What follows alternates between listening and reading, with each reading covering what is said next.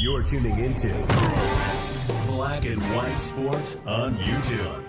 The no-holds-barred truth on sports. The main event starts. All right, Black and White Sports supporters, let's talk about UNC, Bill Belichick's debut from last night. You know, I think if we'd all taken a step back, and I'm guilty of this, and taken a look at this game, Bill Belichick was never going to win this game. All right? Couple of things. Number one, 70 new players. Number two, the Patriots always, notoriously, started slow. It wasn't unusual to see a Patriots team be 2-2 after 4 games. Belichick always took the first 4 games of the year to determine exactly what he had, what players were going to be on the field, in what positions the most. And I can only imagine, in this case, that may be the whole season at this point. And also, you had the son of Spike Dykes, one of the greatest names, the greatest name in the history of college football, from an actual name standpoint, legendary coach, Sonny Dykes, of course, coaching TCU with a veteran quarterback that's played a ton of college football that may end up going in the NFL draft this next draft, 2026, or he can come back and play another year and come out in 2027, and Josh Hoover. I don't know why I ever thought North Carolina was going to win this game. So anyway, Belichick, as you can imagine, is getting spit roasted today, for lack of a better way of putting it, because he got blown out. They got the doors blown off of him last night with a lot of fanfare.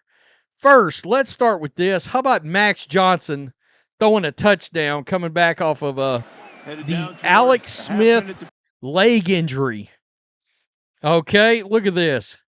Number one, let me just say, the very first adjustment I would make if I'm Bill Belichick, if it's physically possible and he can actually do it, Max Johnson is my starting quarterback until further notice. I don't care if it is in garbage time. 9 of 11 for 103 yards and 9.4 per. He's my starting quarterback. Gio Lopez had that one good series and then literally looked lost the rest of the game. So that might be the first thing I'd look at. Josh Hoover, 27-36, 284, 7.9, 2 touchdowns on the game. QBR, 78.4. Max Johnson, 95.8. I think Belichick has got some players. There's no doubt. TCU got some players.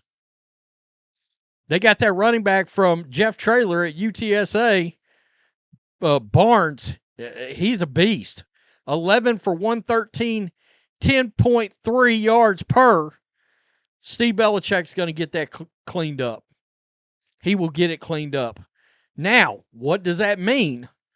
Well, if you look at the schedule, there's winnable games, but there's definitely some games that could change the complexion of how the season looks. Do I think they'll beat Charlotte? Yeah. Do I think they'll beat Richmond? Yeah. Do I think they'll beat UCF? I don't know. Clemson is a loss. California, that is at California. Good luck. That's going to be a tough game. That's going to be a tough game to win. Virginia at UNC? Maybe, maybe not. Syracuse, going to be a tough game. Stanford, probably should be a win. Wake Forest, no guarantees there. Duke, they probably should win that game. And then NC State, and we know with rivalry games, who knows? But if I'm being real, there's 4 or 5 wins on there, I think. Now, there's a couple of games that could swing the whole season and get you to 6 wins or maybe even 7 wins. But there's a lot of work to be done for Belichick on this team. A lot. Trying to figure out what he's got. So, a lot of clowning, and the stupidest thing I've seen all morning got posted from some guy about Deion Sanders. UNC fans have made their way toward the exits early. Yikes. Look at that. A lot of blue seats.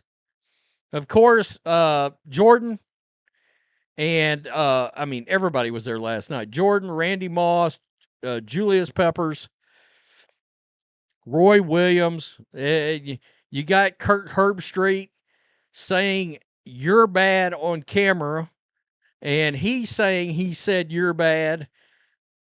Barstool said he said they're bad. They're bad. Oh. Fourth quarters. They're bad. Nah, he said you're bad. He said you're bad. I'm not sure how you get confused about that. There's Herbstreit saying right there, you're bad, to his spotter, Deron. But it was rough last night. It was. A lot of people clowning. Unfortunate Bill Belichick stat ahead of this UNC game. Has to be up early to drive his girlfriend to school. Somebody posted she really does have a 9 a.m. lab this morning. I don't know if that's accurate or not. Right here, 48 points is the most allowed by a Belichick coach team ever. Jesus. That's crazy. I didn't even know that when I hit record. There's Jordan right there. Seriously. A lot of fanfare coming into this. This is the moron right here. A lot of folks owe Deion Sanders an apology. He hung 45-1 against a ranked TCU team in his first game at Colorado. Meanwhile, Bill Belichick is losing 41-7 versus an unranked TCU team in his first game. This guy is getting destroyed over this, and he should. He should. Let's see. Right here, I answered this. Belichick's got 8 Super Bowl rings and 6 as a head coach. He doesn't owe Deion a mother bleeping thing. Not a mother effing thing ever. From a coaching perspective, Deion Sanders will never hold Belichick's jock. Will never hold his jock. And I like Deion, but that is some moronic bullshit if I ever saw it. I saw that and was like, you got to be joking. You got to be kidding me. Over one damn college opening win. But it's pretty clear. Belichick's got real work to do. He's got real work to do there. He's got to figure out depth charts. I think he's got to start his quarterback, a different quarterback immediately. Not the best night for Chapel Bill. There it is right there. Most points allowed. You know, that's something. Deion beat a ranked TCU team. Belichick is getting smashed. Nobody gives a F. I mean, honestly, dude, nobody cares. This guy says people got to work. No need to sit around and watch a murder.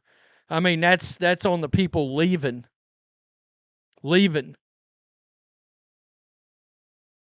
That's pretty wild. I mean, yeah, you know, if you look back again, you know, I'm not sure that anybody should have thought Bill was going to win this game going into it. You know, in the totality of the situation, facing a veteran college quarterback, certainly facing a hell of a good college coach. You know, all these new players, we shouldn't have thought he was going to win. And we shouldn't think he's going to do much with this team this year. And I'm guilty of that. I am. I thought they'd win 8 or 9 games. I don't know what the fuck I was thinking. I really don't. And who knows? They might get hot, and some of those games in there, once he gets through being able to tinker in these 2 upcoming games, and that's what Belichick will do. He'll use these next 2 games against lesser opponents to tinker with his team. Maybe he flips 2 games or 3 games on the schedule, and you look up and he's won. If he ends up winning 7 games with this team in this state, that'll be a hell of a coaching job. Boy, I tell you what, now you know why the rumors of North Carolina offering Quinn Ewers a boatload of money to come be their quarterback. I mean, that game looks different if Quinn Ewers is starting it last night. So Belichick must have known they've got a potential quarterback problem. Tell me what you think. Peace. I'm out. Till next time. Thanks for watching the show. Be sure to like, comment, and subscribe. Be sure to tune in next time on Black and White Sports.